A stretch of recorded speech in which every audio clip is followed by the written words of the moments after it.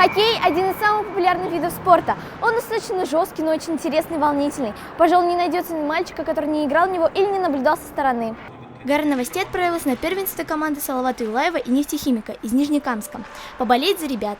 В команде 43 человека, вот только представьте, как много, но состав на игру определяют тренеры, делая выводы из проявления детей на тренировках, их поведения и из предыдущих игр, поэтому играют только 22 человека, лучшие из лучших. Как тебе игра? Сначала мы проигрывали, но, не знаю, не собрались. Потом мы смогли переломить игру и вот победили. Расскажи про команду соперников. Команда соперников была очень хорошая, сильная. Она как бы входит в КХЛ-ную команду, очень хорошая. У нас немножко в начале игры ничего не получалось, потом получалось. Вот, собрались с мыслями, вот и выиграли. Сначала ребята отстают со счетом 2-1 в пользу соперников, но после второго периода тренеры команды настраивают их в правильном направлении. И о бинго! Радостные возгласы родителей, команды и всех присутствующих в зале. Мы выигрываем! Как же у них это вышло? Выкрутились или просто соперники расслабились?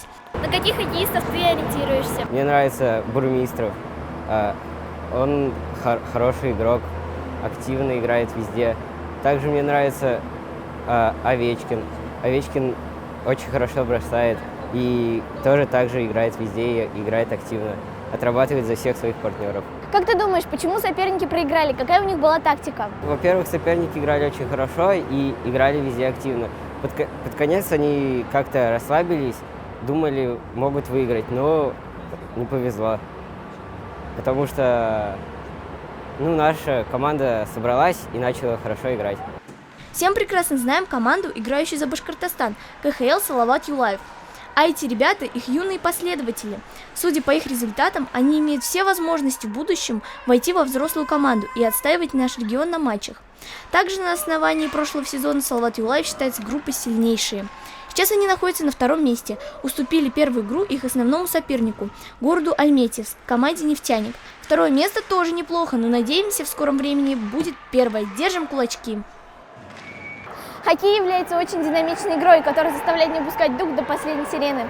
Болельщиков же привлекает слаженность командной работы и красиво забитые шайбы. Ну а мы, в свою очередь, желаем ребятам отличных результатов и побед в дальнейших играх. Лейла Хамидульна, Ильнар Бигбов, специально для Горы Новостей.